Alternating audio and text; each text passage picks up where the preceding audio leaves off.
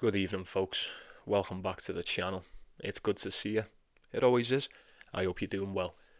Going to be going through the rest of these matches over in round 2 in Toronto today. Shouldn't take that much of your time. As always, we'll go through each and every one of them. Be sure to get your comments in with your predictions as we go. Anything that I'm going for personally will be in that pinned comment where it always is. Be sure you're checking that out if you want to. And like the video, if you'd be so kind, get yourself subscribed to the channel. If you're not already, we do continue to grow each and every day.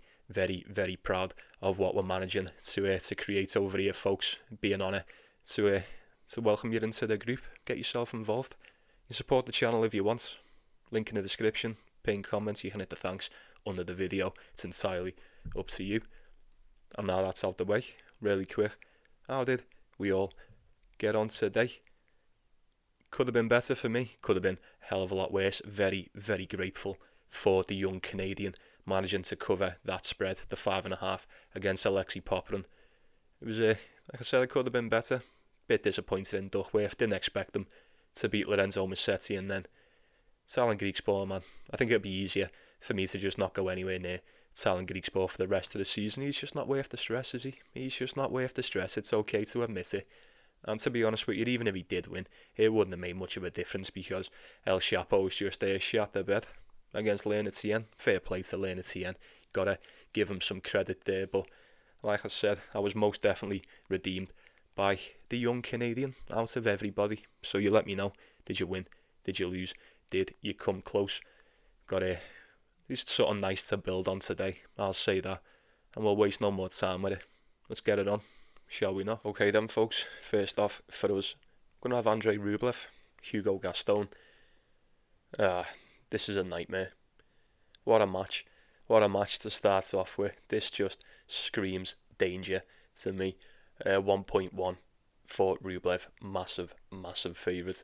We usually say when the price is like that, you tend to take a look at the dog. With the spread. It'll be around 5.5. This is probably the one-off situation where I probably couldn't even advise you to do that, because not only are we dealing with the inconsistency of Andrei Rublev, but we're dealing with Hugo Gaston. You never know what's going to happen with him.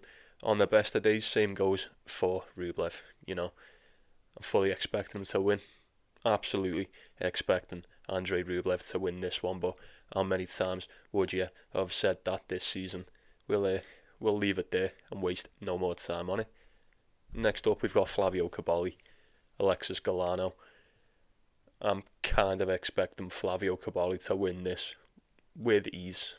I think he should do. Galarneau's quite decent. He's not too bad. He put in a decent match against Artur Rinderknech in the first round. Decent win, to say the least. He'll be happy with that. I don't think he's quite on the level of a Flavio Cobolli, if I'm being honest with you. Didn't start off too great. Had a little bit of a slow start to the season, but you know, since he's managed to sort himself out, he has definitely been one of the hotter players on the tour. Top 20 now as well for the Italian, 17th in the world. I think he can better that. I really think that he can better that. Who knows how far Flavio Cobolli can go. You're currently getting him at 1.2. Say not much, not a lot to be done with that. Very, very steep indeed, but I think he should be winning this one, probably in straight sets. I would not be that surprised to see that happen. And who have we got next? Got Adrian Mannarino and Ben Shelton. Good old Shelley. Odds are identical on this one as to the last one, 1.2 for Ben Shelton. Kind of expecting him to win this one as well, although I expect it's going to be anything but easy. It's usually the case with Adrian Mannarino. These have played each other twice before, and Adrian Mannarino has won both of them, both on the hard court too. Most recent one was last year in the Australian Open, 5 sets, and then the year before over in Miami, 3 sets. So they're always close. We say the same thing about Mannarino every time, don't we? I mean, how much I expect from him anymore, I'm not so certain. He was really good on the grass. He's went 5-12 on the hard court this season. You don't need me to tell you, Ben Shelton probably should be winning this one. Currently sitting at 7th in the world. This is definitely a match that a top 10 player should be winning, if you ask me. But Mannarino can definitely give you trouble. He could definitely give you a bit of grief in the game, providing you're not ready for it. We've seen it happen. We've seen it happen even quite a bit this season. We've seen it happen on the grass. He got to the final over on the Challenger, and then coming back onto the hard court, he's went 2-1. Not too bad. Got beat by James Duckworth. Took out someone I've never heard of in qualifying, and then he took out Marcus Giron in straight sets. Like I said, I think Ben Shelton definitely wins this. 1.2 is extremely steep. Couldn't talk it off looking at Mannarino on the spread or the total games won. Like I say, there's not a lot of business to be done at 1.2, I'm afraid. And there's still cash coming in on the American. That's probably going to drop to around 1.15. What are you going to do with that? You best make it convincing. That's all I'm saying.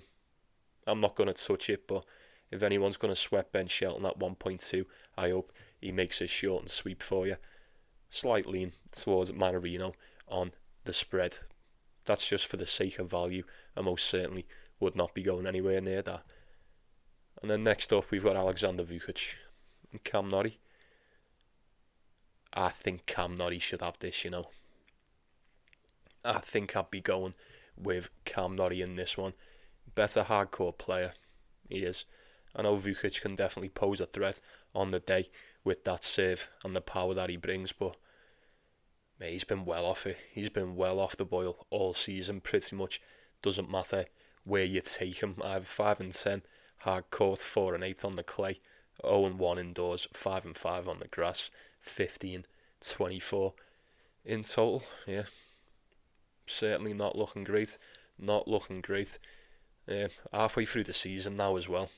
I thought he may have snapped into a bit of form somewhere along the line, but evidently not. Cam Norrie's been, dare I say, a lot more trustworthy. 27 wins, 20 losses for Cam Norrie, 8-9 on the hard, 1-1 indoors. Could be better. It could be better, but even still, it's still a bit better than what Vukic has managed to pull off. 14-7 on the clay, 4-3 on the grass. I just think Cam Norrie's a better player. He's 1 year older than Vukic. He's 30 years old, so people talk about Cam Norrie like he's finished as if he's like 38, but he's not. Vukic 29, Cam Norrie 30. Actually, he might not be 30 yet. When's his birthday? The end of this month, alright, so he's still 29. Apparently, I don't know, it's neither here nor there. That doesn't matter. My point is, they're the same age. I think Cam Norrie should play better all season. I think he's a better player. I think he's better on the hard court, definitely more proven on the surface too. Alexander Vukic, since we've come back to the hard court, he's went 2-2. He's beat Gio and Pechi Pericard, and then the game against Pedro Martinez in the first round over in Canada. I weren't that convinced, even though it was a straight set win. I weren't that convinced whatsoever. Cam Norrie last time out, he did get beat by Brandon Nakashima, no shame in that, but he had a decent little run leading up to it. He took out Billy Harris, and then he beat Lorenzo Musetti, which was a lot more than what James Duckworth could do yesterday. Even before that, decent run in Wimbledon. I think Cam Norrie's just in much better form. 1.4.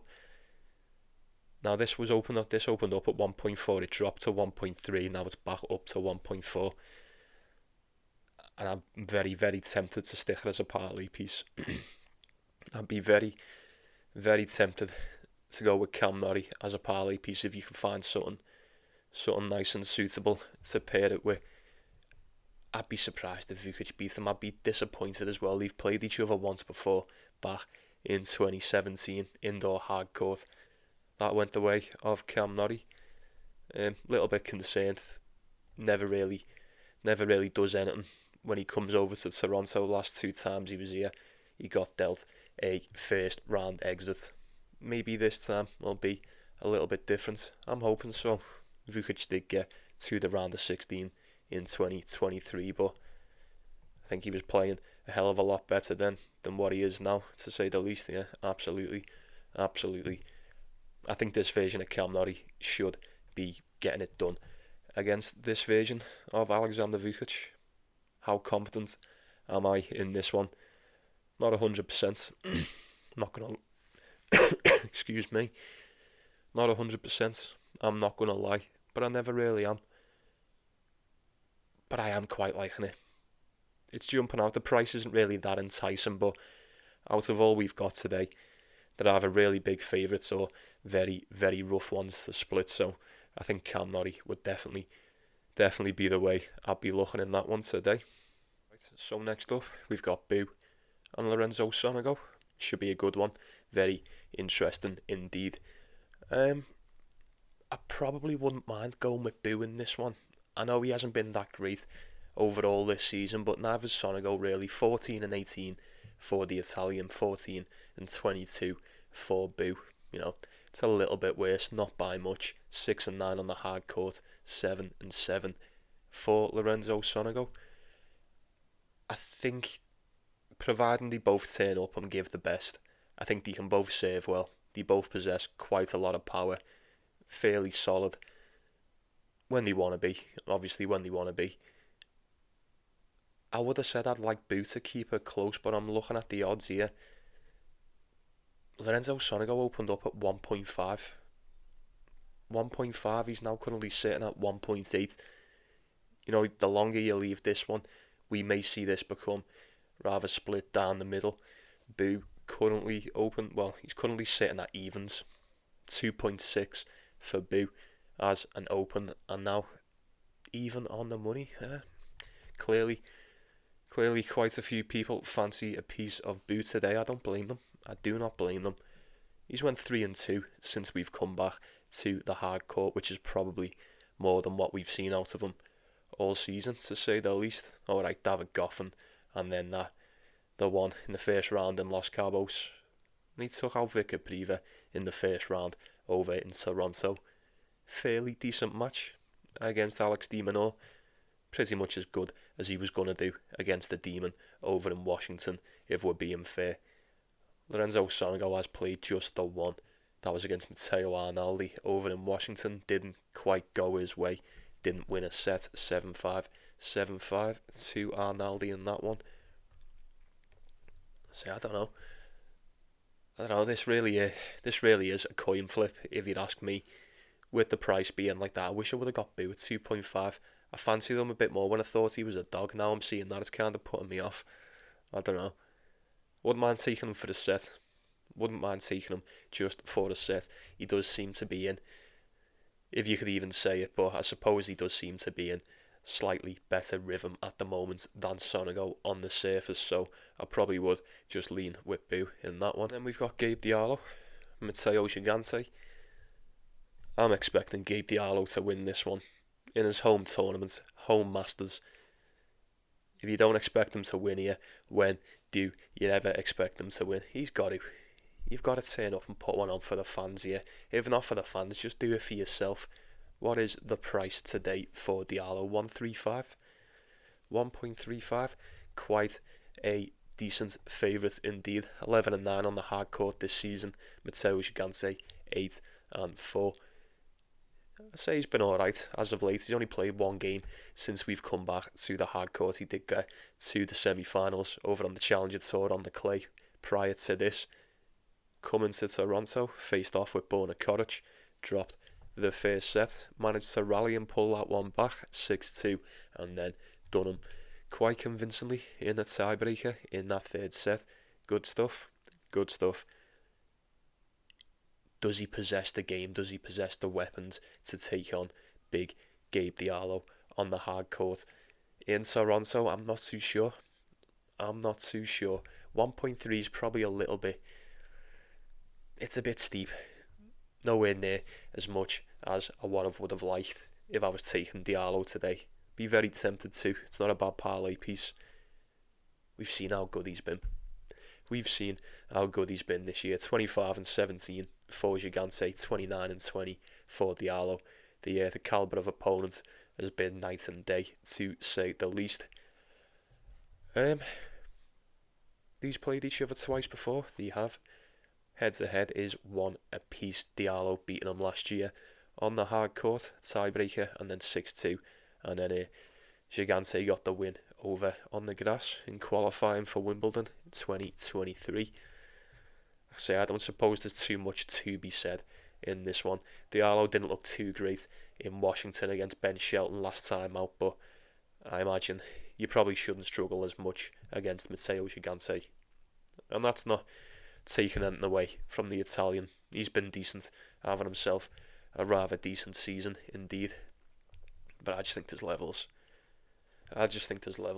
Gabe Diallo's in the top 30. The top 40. Gigante's barely in the top 130.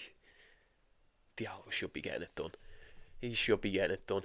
If you wanna put your faith in him at 1.3, you'd be my guest. I'd be very tempted. I would be surprised if he was to lose that one. Next up for us, we're going to have Tristan Boyer, Jakob Mensik. Look, Jakob Mensik, 1.13. Massive favourite. So the same rule applies to this as what it does with the rest of them that have the same price. Take a look at the dog. Take a look at the spread. I actually wouldn't mind just taking Tristan Boyer plus that 5.5. Just for the sake of it, you'd have to just bite the bullet and hope that he could win X amount of games. I think Jakob Mensik, even coming into this, he was in okay form. He weren't playing bad. He weren't playing great. Done alright in Wimbledon before he ran into Flavio Cobolli and he looked quite shit against him. Tristan Boyer prior to this was on a 6-game losing streak? Yeah, that's right. Couldn't seem to buy himself a win.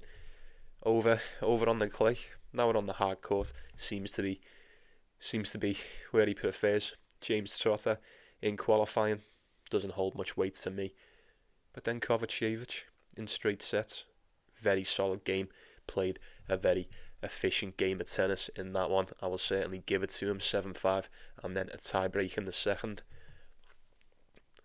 With me not having seen Mensik since the start of the month, since Wimbledon, hasn't played any hard court yet. We know how deadly he is on the hard court, by the way. I'm certainly not sleeping on him. It's certainly not a Mensik fade either, but at 1.12, I'm not so sure how he's going to hold up, how he's going to deal with the transition. Will he make it that easy? Will it look that convincing? Tristan Boyer, plus the 5.5, any takers? You just buy a game. Take the 6.5, you've got yourself a full set to play with then.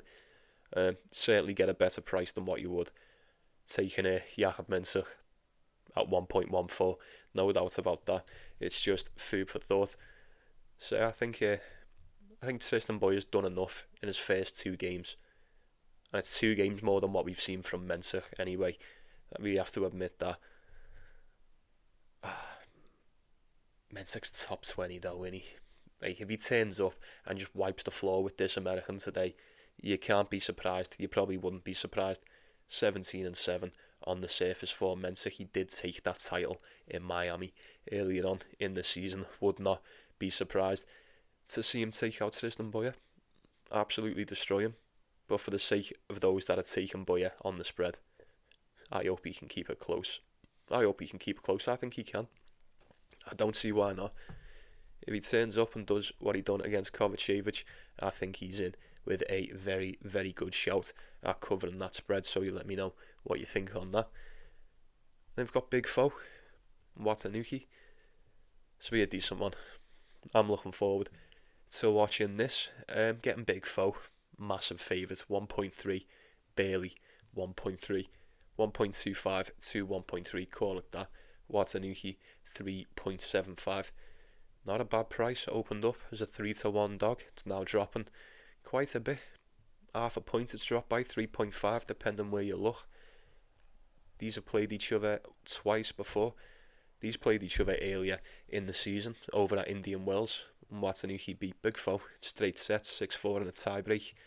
Who else did he beat? He beat Thomas Mahatch as well. I'm trying to think back to Indian Wells. Who else did he beat? Because it was a fairly decent run. Just bear with me one moment. Oh, come on. It would take the piss now, wouldn't it? Where are you? Indian Wells, Watanuki. Yeah, qualifying he beat Bellucci and then Quinn. So that's whatever. Alexander Bublik, Thomas Mahac, Francis Tiafoe, and then he got beat by Talon Griekspoor in the round of 16. Oh, fucking Talon Griekspoor. Oh, that guy. That fucking guy. But it's not about him. It's about Watanuki. He's a decent hardcore player.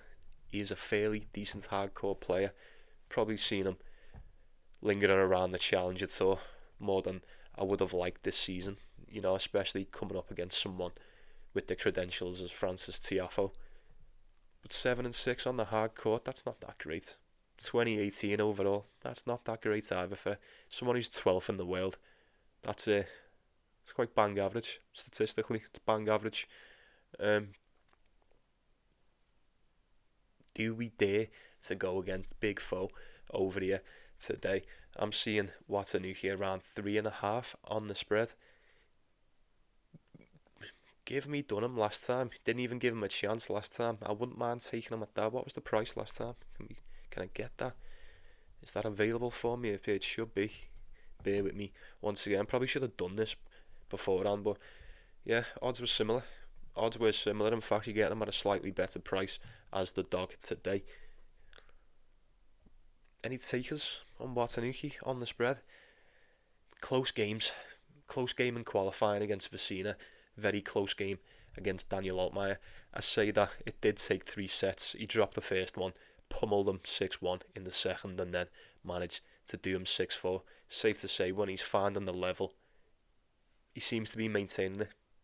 And what we've seen over in Indian Wells, I'd be willing to say if he can find the level again today, I don't see why he's not in with a good chance of winning it. Definitely covering that 3.5, and I could be wrong.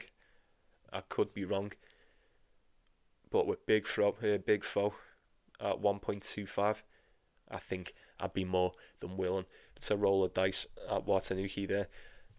I think they're fairly similar. They're around the same age, aren't they? Yeah, these are the same age.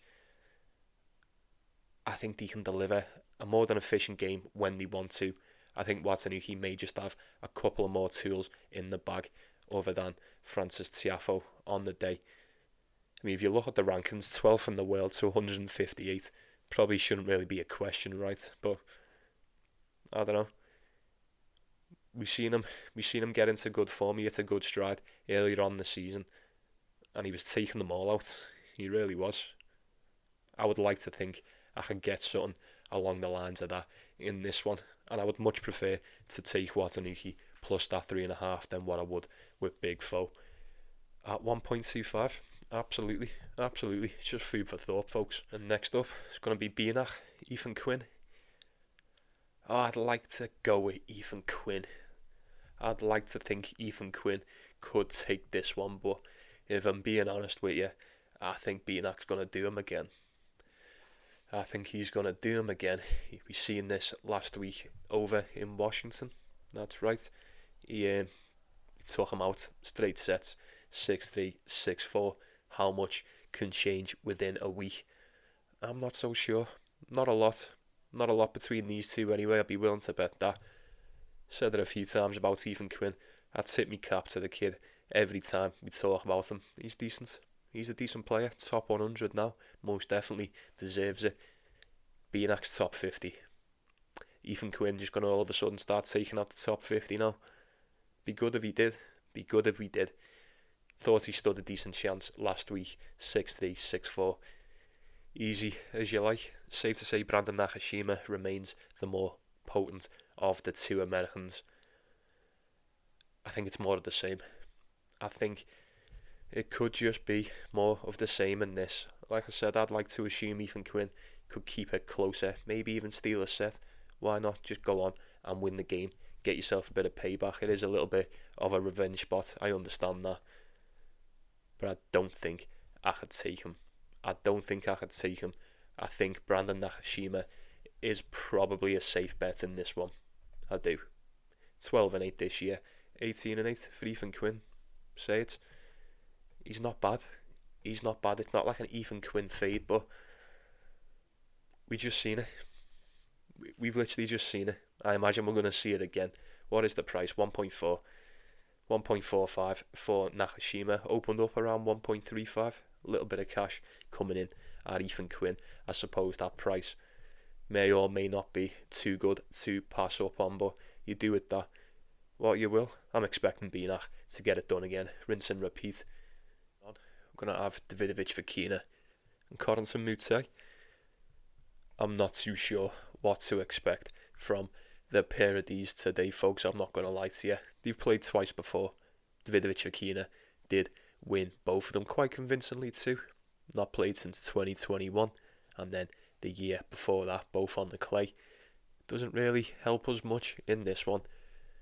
Now, straight off the bat, I'm seeing Davidovich, Fokina around 1.45. Did I expect him to be a favourite in this? Kind of. How much of a favourite, I'm not too sure. As big as 1.45? Absolutely not. I suppose you're going to say, how much has Davidovich, Fokina got left after such a quick turnaround, getting to the final in Washington. Did play a rather taxing game against the Demon a couple days ago. But then I suppose the same could be said for Carreno Moutet. He only played one game less over there, but then he's had to play a game in the first round against Jensen Brooksby, so it kind of cancels it out. He kind of looked like he was running on empty towards the end of Washington, but then he's hopped on over to Toronto and he ended up taking out Jensen Brooksby in straight sets. I mean, not only in straight sets, 6-2, 6-1, he whooped the shit out of Jensen Brooksby. Given the price, and given they've both played exactly the same amount of matches and whatnot, they both should probably be in the same boat fitness-wise. I wouldn't mind going for Carreno Moutet. I feel like he's been just as efficient, maybe more so, in the past couple months, as opposed to the start of the season. Davidovich, Fokina, he's been very good. He's been very solid all year. Just kind of lacks that killer blow, doesn't he, when he needs it most. How he didn't win that against the Demon, I'm not too sure. I thought that was done, but apparently not. He done what he done against Kecmanovic and just let that one slip through his fingers. Like I said at the start, I don't know how much to expect from the pair of them. I certainly don't think Davidovich, Fokina should be that big of a favourite. Absolutely not. So I probably would lean with Carreno Moutet to just edge that one out, either which way he wants to go about his business, but I certainly wouldn't be taking it. No business to be done with that today, I'm afraid. We've got Artifice and Pablo Carreno Busta. I've been so excited for the return of Artifice. I've been really, really looking forward to watching Artifice play again. Been a bit worried. We haven't seen him since the French Open. Played no games on the grass, which, like I said, very disappointed in that. Would have liked to have seen how he got on this season. Third round, French Open against Rublev, pulls out. And now it's basically the start of August. It's the end of July, start of August. Quite some time off for Artifice. Look, I imagine he wouldn't have been out this long if he didn't need to, so I'm just glad to see him back. How much do I expect from him today? Now, straight up, if he's good to go, fresh and fit, straight out the box, I think he'll beat Carreno Busta. I really do. Call it 1.4 for Artifice. These played each other earlier on in the season in Barcelona on the clay, and he just about got that one done. Tie break in the first and then 6-3 in the second. Well, Carreno Busta, I mean, he was a bit of a dog against Liam Draxel, and he came out very slow. He started very slow. He looked quite shit, to be honest with you. Managed to pull that one back. It's kind of weird the way he managed to just get better as that match went on. Probably didn't expect that, but he has got that in his locker. It can be very tough to beat. You give him a chance, he'll most definitely take it. I just don't think I've seen enough. I haven't seen what I've been wanting, or what I would have wanted to see, what I definitely would have liked to have seen from Carreno Busta in that first match if I was looking at taking him against Artifice. I don't know what that spread will be. 2.5, 3.5. I think you're lucky to get 3.5 on that one. If it's 3.5, I may have a little sprinkle. Carreno Busta could most definitely keep it close with ATP, especially after such a long layoff. Like I say, you really are rolling the dice on how ATP is going to turn up in this one. Like I said, if they both play the best, I would imagine ATP in 2025 to take out Pablo Carreno Busta, but he has got that game under his belt. It weren't a very convincing one, but it's one, and it's one more than we've seen from ATP. I'm just going to sit and wait. I'll sit and wait and watch and see how ATP looks on the day. Like I said, 1.4, maybe very tempting. I couldn't talk it off going for it, but I'm just a little bit worried.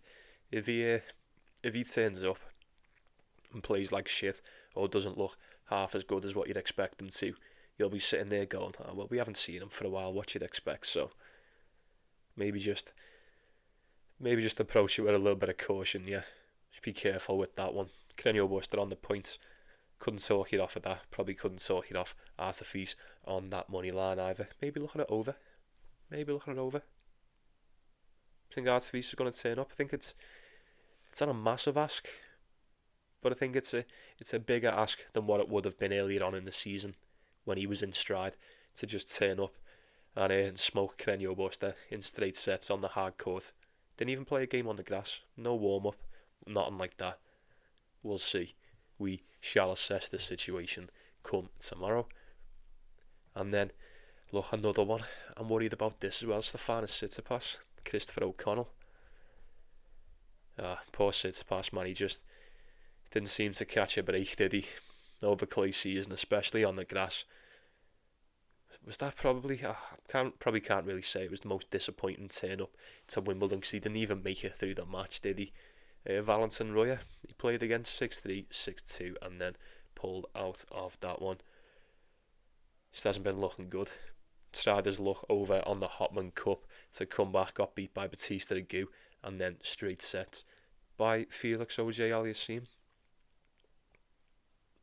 Is it going to start happening for Tsitsipas again? Is it going to start happening? I'm convinced he's much better than Christopher O'Connell. I don't think I'm silly in saying that. I most definitely don't think you need me to tell you that either. He's absolutely a better player than Christopher O'Connell. The Tsitsipas that we know, we have not seen that for quite some time, to say the least. He started off a bit shaky. Yeah.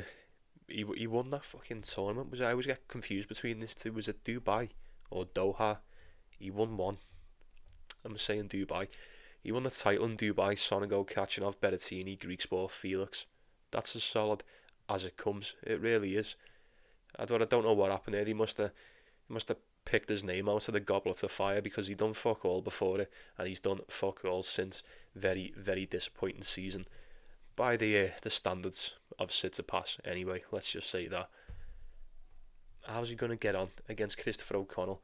Now, like I said, I think the level in these two, the level in class, and especially what we're used to seeing on the day, couldn't be further between. Tsitsipas pretty much is better than O'Connell, I'd say, everywhere, but he hasn't been playing like that, nowhere near that good as of late, and especially I couldn't trust him. First game back, I don't count them Hopman Cup ones, first game back onto the tour properly in a tour match against Christopher O'Connell, who just beat Singh, and he whooped the shit out of him as well, 6-1, 6-2. Some arse whipping there. That's some arse whipping. Clearly found what he was looking for over here in Toronto, getting Christopher O'Connell around the 2-1 dog. Now, there is quite a bit of doubt coming in at Tsitsipas. This opened up around 1.5 for me. He's sitting around 1.35, 1.4. And I get it. If he would have been faced with this matchup any other time in the season, you probably would have just took Tsitsipas, especially at that price. Might be sitting here tomorrow saying, oh, that was an absolute steal, but he ain't been in the best of places as of late, as old Stefanos Tsitsipas. Let's just see how it all starts, see if it all falls into place for him today. Who's his new coach? Anyone know who's new coach is? What's happening with all that? Because he's fucked his last one off. We'll see. We'll see. There's just quite a bit of uncertainty surrounding Stefanos Tsitsipas for me to want to go near him today, folks. That's just the way I feel about it. And then probably a quick one regarding the price. Anyway, you've got Comesana, Alex de Minaur. Very quick turnaround for the Demon. Now it's the hard court. 9 days out of 10, 9 times out of 10, I'd usually say Demon's going to beat Comesana on the hard court. And I think he probably, providing he's got enough left, I think he could still get it done today. Did just take the title, coming off the title charge over in Washington. Said that about Davidovich Fokina, say it about the Demon. Rather quick turnaround after what was a rather long tournament and a very grueling final indeed. Comesani's not really up to much over on the hardcore, 4 wins, 4 losses. It is what it is, considering he's a clay player, it's not too bad. It's kind of what you'd expect. Certainly nowhere near as good as Alex de Minaur, 18 wins, 6 losses. Much better, much more trustworthy. Shouldn't really be a question. I do think Comesana can play a lot better than what people expect him to on the day, especially in a match like this. You probably give him no chance, right? And I'm not expecting him to win. Even against de Minaur, who may not be fully fit in this one, I expect the Demons to have just enough to edge this one out, if need be. But is it just me, or I can't see the Demon just coming in here? If he comes in and absolutely destroys Comesana after the back of that title, I'd be very impressed.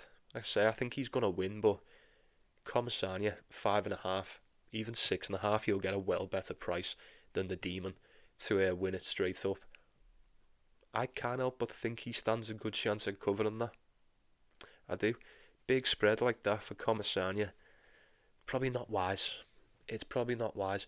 Would I be entirely shocked to see the Demon turn up and absolutely destroy Comesana on the hard court? Any other time, probably not. But things are a little bit different. Things are just a little bit different.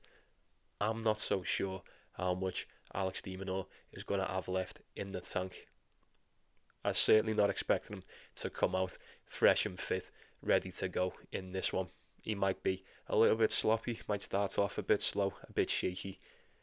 Who knows, Comesana could just do him.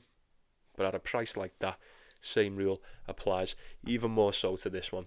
Even more so to this.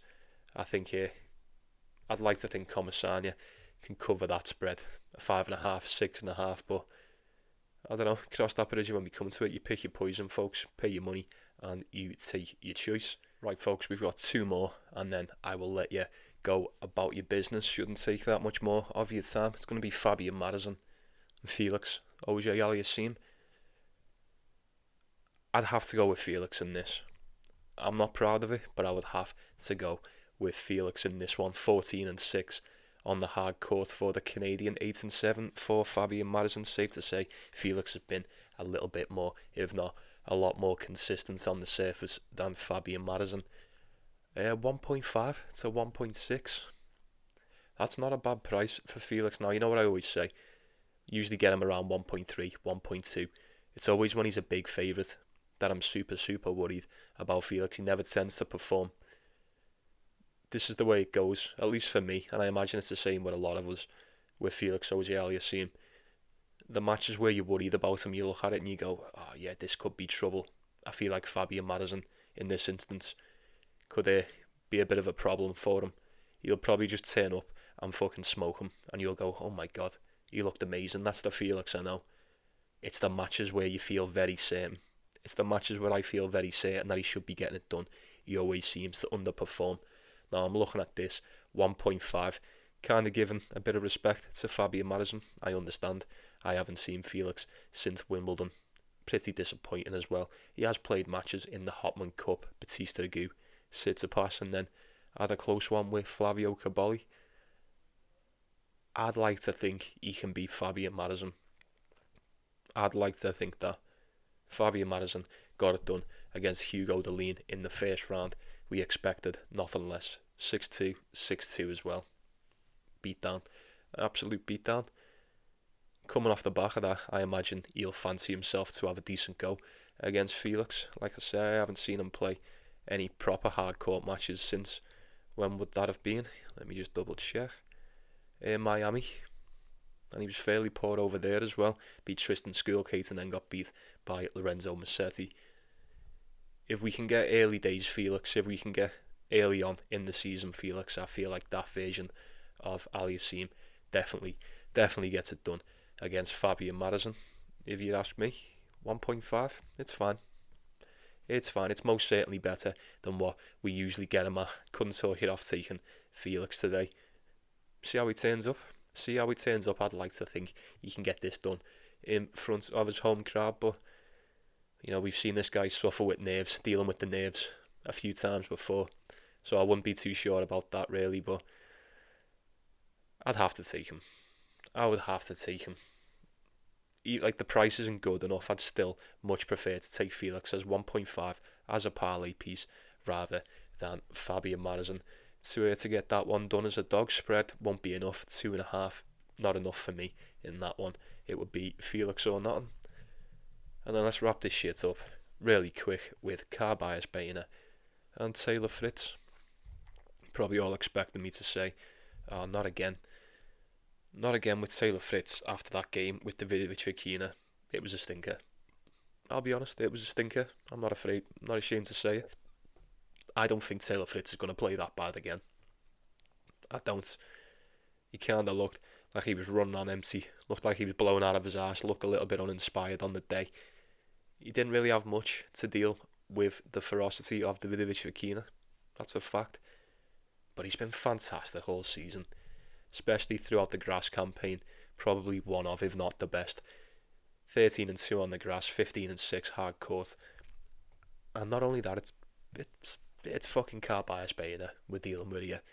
This guy just can't seem to get himself a win. Although, luckily enough, he managed to get past Ugo Carballes due to Ugo Carballes pulling out 6-4, 4-1, and then you go and shake hands at the net.